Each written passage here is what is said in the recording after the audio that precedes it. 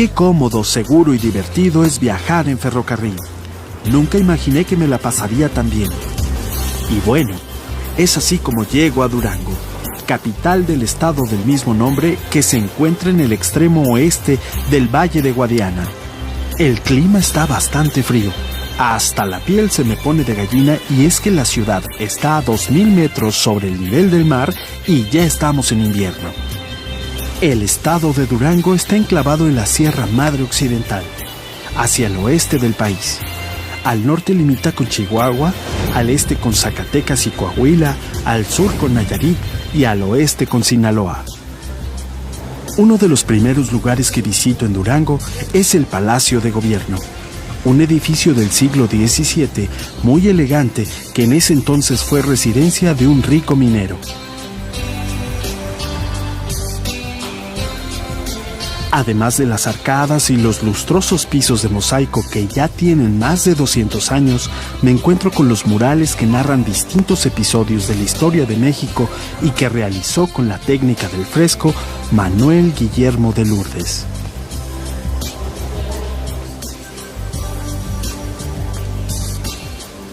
Es curioso que muchos palacios de gobierno de distintas ciudades sirvan para seguir con la tradición muralista de la pintura mexicana. Emiliano Zapata, el gran caudillo del sur, no puede faltar en esta obra. Es muy interesante recordar en cada uno de estos murales episodios históricos y culturales de nuestro país.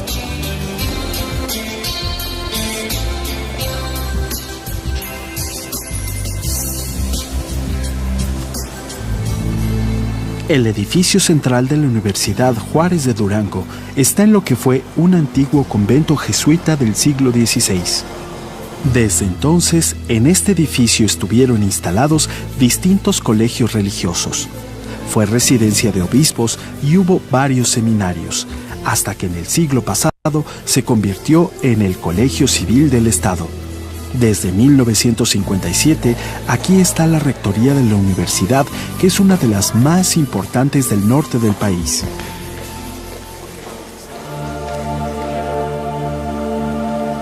Sigo mi recorrido y llego a la Plaza de Armas, y enfrente me encuentro con la imponente catedral. La fachada es absolutamente barroca. En los nichos se pueden ver las esfinges de San Pedro y San Pablo.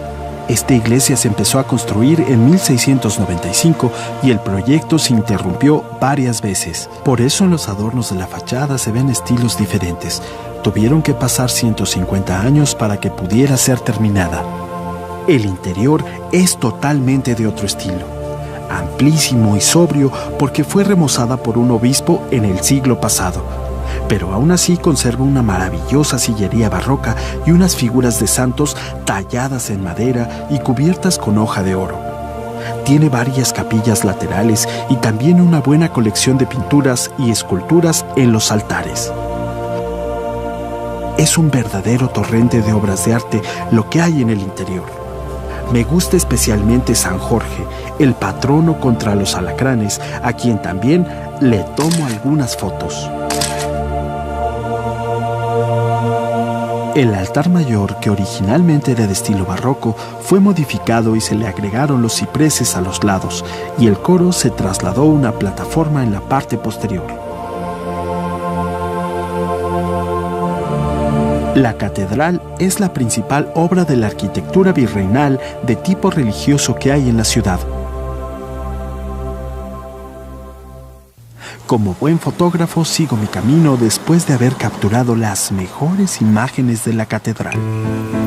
La ciudad de Durango conserva la grandeza de su época colonial. Se nota en las construcciones que aquí hubo un auge en la explotación de minas y la presencia religiosa de los jesuitas. La mayoría de las casas tienen un estilo colonial mexicano antiguo. Después de recorrer algunas calles, llego al Museo Regional, que está en un edificio algo afrancesado, que tiene en la fachada molduras labradas en piedra, almohadillados, guirnaldas y columnas, además de la ventanería esmerilada.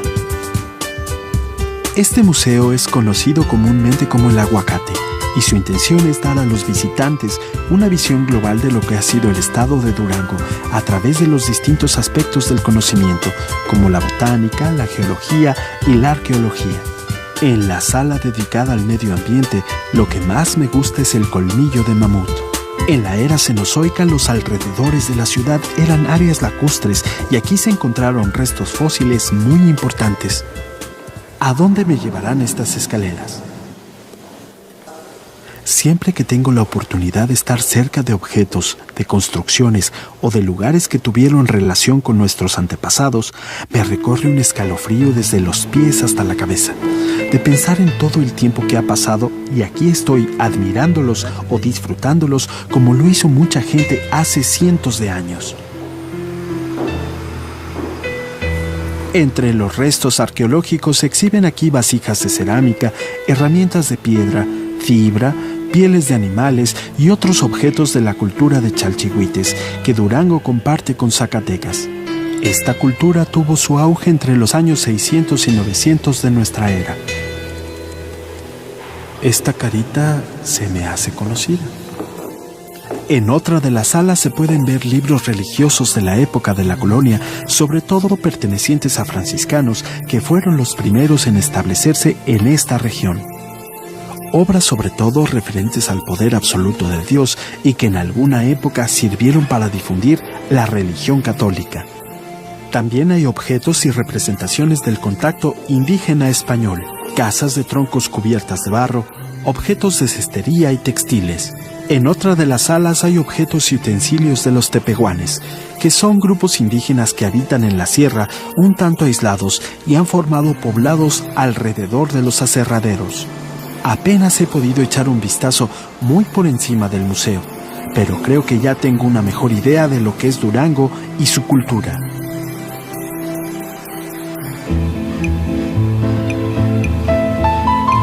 Uno de los lugares que me habían recomendado en Durango y que no dejaré de visitar es la Hacienda Ferrería de Flores, una hermosa casona colonial que está a 4 kilómetros al sur de la ciudad.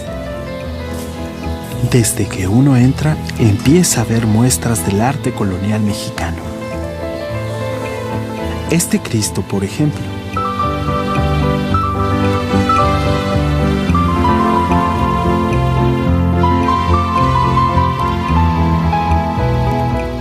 Cada detalle está perfectamente diseñado y nada está fuera de lugar.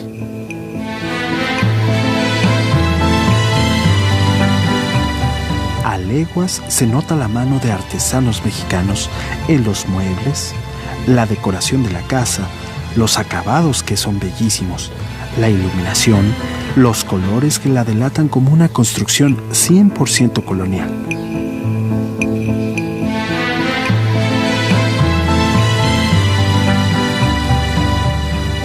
¿Y qué decir de la fuente de cantera colocada armónicamente en el centro del jardín?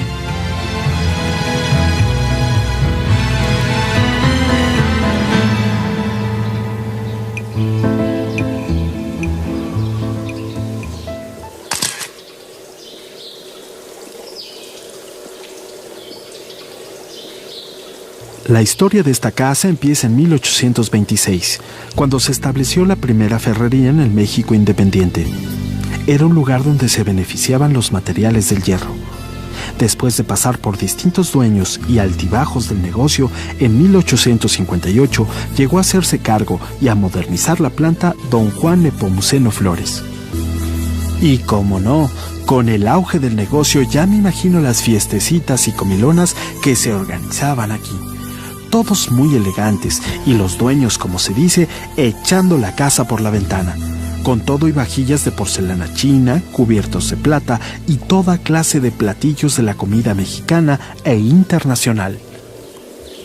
A unos 300 metros de la casona se encuentran las ruinas de la fundición donde salió, cuando esto estaba en su época de auge, por supuesto, el primer lingote de fierro vaciado con la tecnología más avanzada de aquellos años.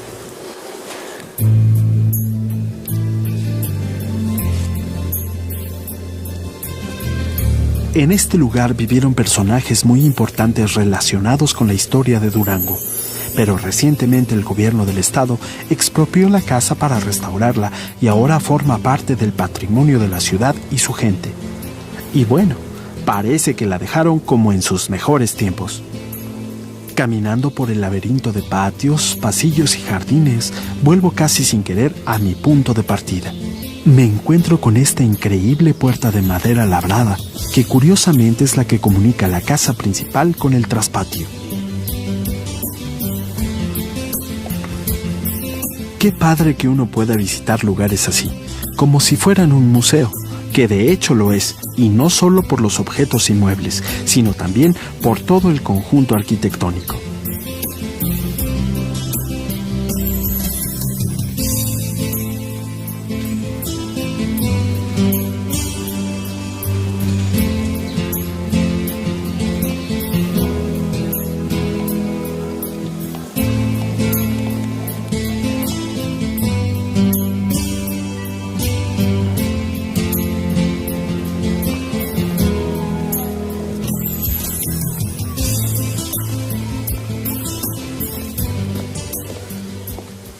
Aprovecho el contacto que hice con don Juan para cruzar la presa Guadalupe Victoria y echarle un vistazo al impresionante paisaje de la sierra. Las montañas que rodean la presa forman parte de la Sierra Madre. Es impresionante la altura que pueden alcanzar estos acantilados. Como en otras zonas semidesérticas, aquí las grandes lajas de piedra están cubiertas por muchas especies de cactus, ocotillo y mezquites. Don Juan me cuenta que una de las más singulares es la lechuguilla. Es una especie de agave y sus hojas parecidas a las del maguey tienen unas espinas en formas de gancho que llegan a tener 50 centímetros de longitud. Cuando las hojas de esta planta se secan, por aquí se acostumbra deshebrarlas para hacer una fibra muy resistente que sirve para tejer cuerdas y costales. Don Juan, siempre acompañado por su fiel lobo, me lleva hasta el otro lado, donde empieza la zona boscosa. Viajando por Durango me encuentro con una gran variedad de paisajes. Y bien, le doy las gracias a don Juan y al lobo por su compañía y por el favor.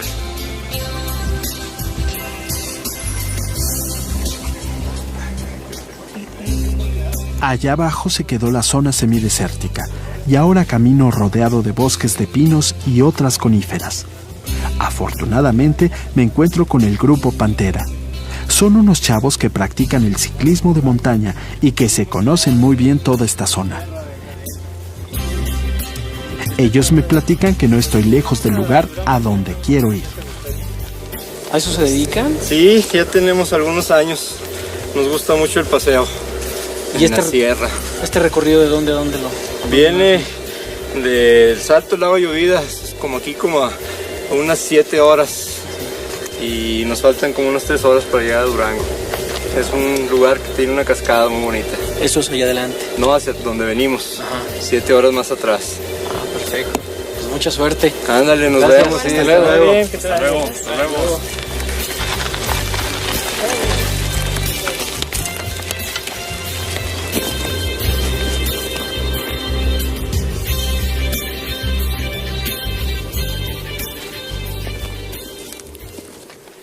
Después de un trecho por el bosque, llego finalmente a la primera cabaña de Los Álamos.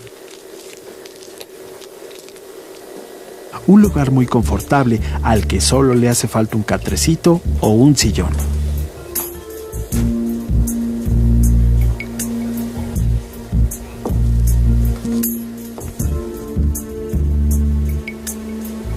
Aquí en la región de la montaña boscosa, la cordillera se abre y forma grietas y cañones de más de 1000 metros de profundidad.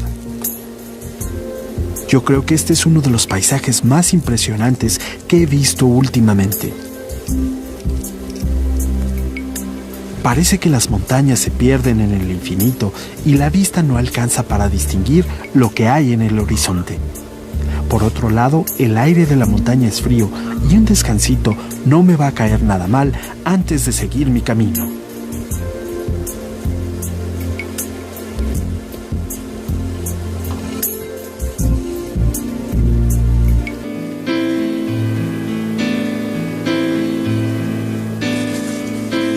Finalmente estoy en el famoso pueblo de Los Álamos.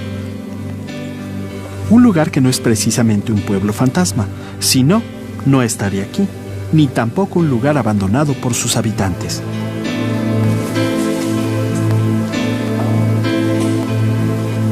Se trata de un set cinematográfico que hace algunos años se construyó para la filmación de una película que se llamó Una puerta a la eternidad. Me imagino todo el movimiento que hubo mientras se filmaba la película, desde el director hasta el último de los extras y los asistentes corriendo de un lado para otro. Desde hace muchos años, Durango, por la gran variedad de paisajes que tiene, ha servido de escenario para muchísimas películas. En este caso se reconstruyó íntegramente el poblado de Los Álamos, Nuevo México, de los años 40, para recrear el ambiente de súper secreto que rodeó los experimentos que se hicieron para la construcción de la primera bomba atómica.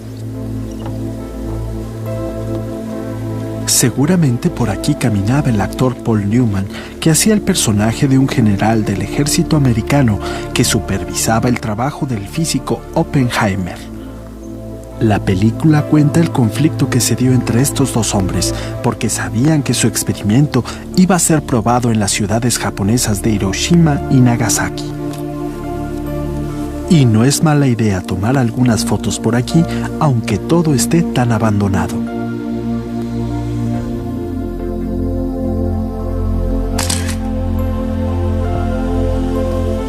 Es increíble lo efímero que puede ser el cine.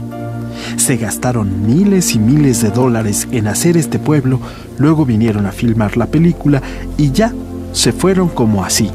Pero a lo mejor han dejado todo esto porque no faltará quien venga y aproveche las construcciones para hacer otra película, aunque no sea una superproducción.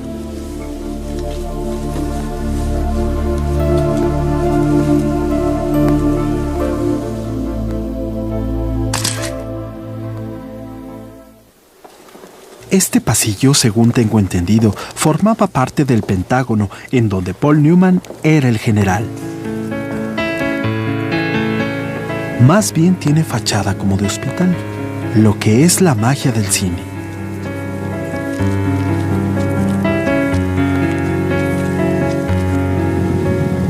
Qué bello es el paisaje de esta barranca. No cabe duda que Durango es un estado maravilloso. Y para no quedarse atrás con el ambiente del cine, alguien muy listo puso este café-bar a la orilla de la carretera que se llama el Wild West. Y por lo que veo, la mayoría de sus clientes no son precisamente unos fulanos vestidos de vaqueros al estilo del viejo este. Más bien son unos chavos que quieren parecerse a Marlon Brando o podrían llamarse los nietos de James Dean, porque más famosos que ellos ni en el cine más reciente. Es raro, pero como que está volviendo la moda de aquella época de las motos, los cascos y las chamarras de piel negra. Yo, por si acaso, siempre vengo prevenido, más por el frío que por la moda. Pero en este caso funciona perfecto para el aventón que me van a dar estos cuates.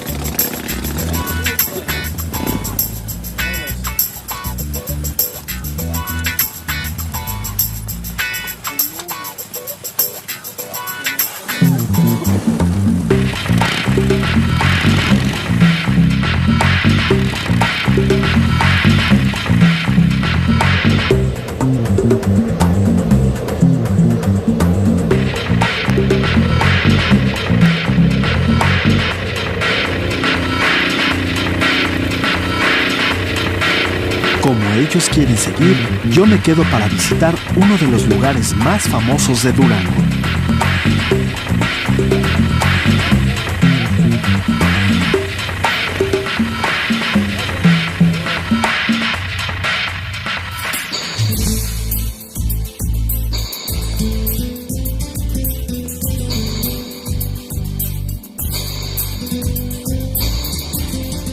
Quién sabe por qué, pero las películas del oeste siguen teniendo mucho éxito. Todavía se hacen westerns inspirados en aquellos clásicos que filmó John Wayne con directores famosos como John Huston y Henry Hathaway, por mencionar algunos nombres. Desde los años 50 se han filmado aquí una gran cantidad de películas americanas y también mexicanas. El paisaje, el cielo azul y las facilidades de producción que se ofrecen han convertido a Durango en el lugar más famoso de México para venir a filmar. ¿Cuántas veces habremos visto en las películas la oficina del sheriff, el salón, la cantina, las balaceras en la calle y los duelos tan emocionantes? Aquí uno puede asomarse al maravilloso mundo del cine, aunque sea a través de las ventanas de los escenarios vacíos. Una de las cosas que más les gusta a los fotógrafos es precisamente lo azul del cielo y la luz. Además, hay pocos días lluviosos en el año, lo que es una garantía para cualquier filmación. Pero no solamente se han filmado historias del oeste. Los escenarios naturales de Durango se han aprovechado para hacer películas de época actual y actores como Kevin Costner, Anthony Quinn, Richard Gere y hasta Jane Fonda, que hizo Gringo Viejo, han pasado por aquí. El rodeo nació entre los criadores de ganado que tenían que domar animales semisalvajes. Al principio era una fiesta casi exclusiva de ganaderos. Estos hombres empezaron a reunirse en días especiales y a organizar concursos de habilidad para montar a caballo, utilizar el lazo o derribar reses con las manos limpias. O como en este caso, mantenerse en el lomo de una de ellas el mayor tiempo posible. Es un buen tema para mis fotos. Pocas veces tengo la oportunidad de fotografiar animales en movimiento y aquí sí que no se están quietos. Desde hace años se ha popularizado mucho en el norte de México y evidentemente tiene gran influencia del otro lado, como dicen por aquí. Lo raro es que es un lugar cerrado y de noche.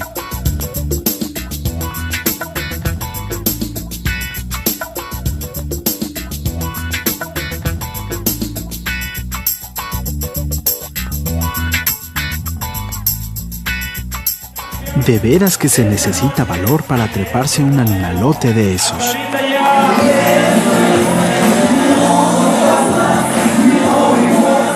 Y al final se organiza un bailongo con música norteña.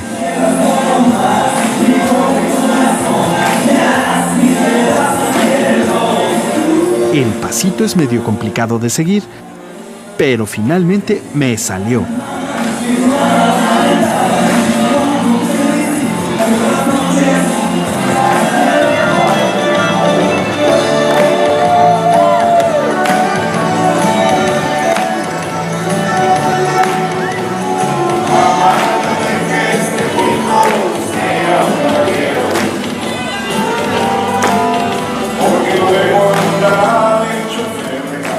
Aquí nada de rock y esas vainas modernas. Aquí la pura música norteña.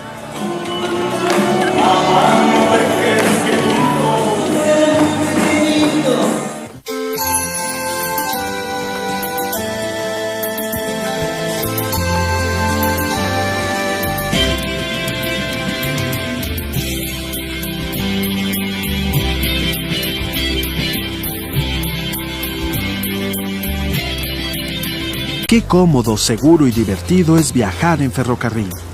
Nunca imaginé que me la pasaría tan bien. Y bueno, es así como llego a Durango, capital del estado del mismo nombre que se encuentra en el extremo oeste del Valle de Guadiana. El clima está bastante frío. Hasta la piel se me pone de gallina y es que la ciudad está a 2000 metros sobre el nivel del mar y ya estamos en invierno. El estado de Durango está enclavado en la Sierra Madre Occidental, hacia el oeste del país. Al norte limita con Chihuahua, al este con Zacatecas y Coahuila, al sur con Nayarit y al oeste con Sinaloa. Uno de los primeros lugares que visito en Durango es el Palacio de Gobierno, un edificio del siglo XIX.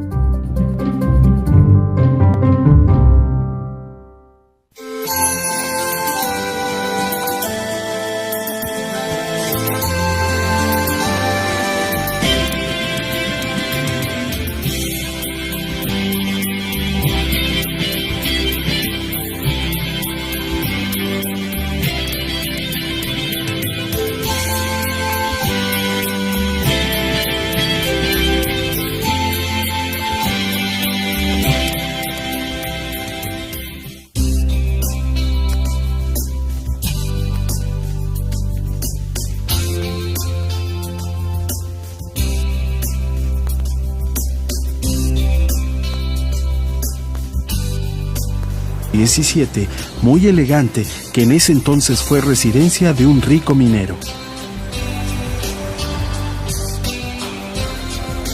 Además de las arcadas y los lustrosos pisos de mosaico que ya tienen más de 200 años, me encuentro con los murales que narran distintos episodios de la historia de México y que realizó con la técnica del fresco Manuel Guillermo de Lourdes.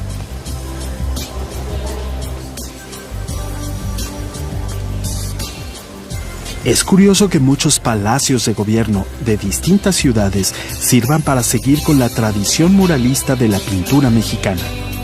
Emiliano Zapata, el gran caudillo del sur, no puede faltar en esta obra. Es muy interesante recordar en cada uno de estos murales episodios históricos y culturales de nuestro país.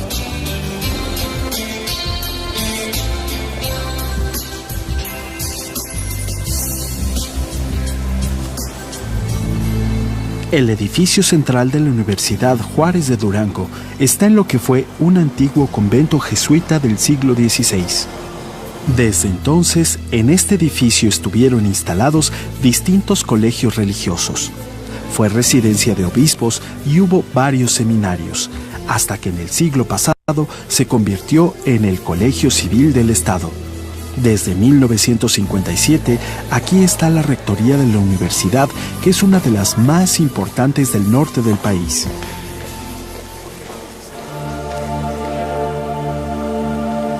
Sigo mi recorrido y llego a la Plaza de Armas, y enfrente me encuentro con la imponente catedral. La fachada es absolutamente barroca. En los nichos se pueden ver las esfinges de San Pedro y San Pablo. Esta iglesia se empezó a construir en 1695 y el proyecto se interrumpió varias veces. Por eso en los adornos de la fachada se ven estilos diferentes. Tuvieron que pasar 150 años para que pudiera ser terminada. El interior es totalmente de otro estilo, amplísimo y sobrio porque fue remozada por un obispo en el siglo pasado. Pero aún así conserva una maravillosa sillería barroca y unas figuras de santos talladas en madera y cubiertas con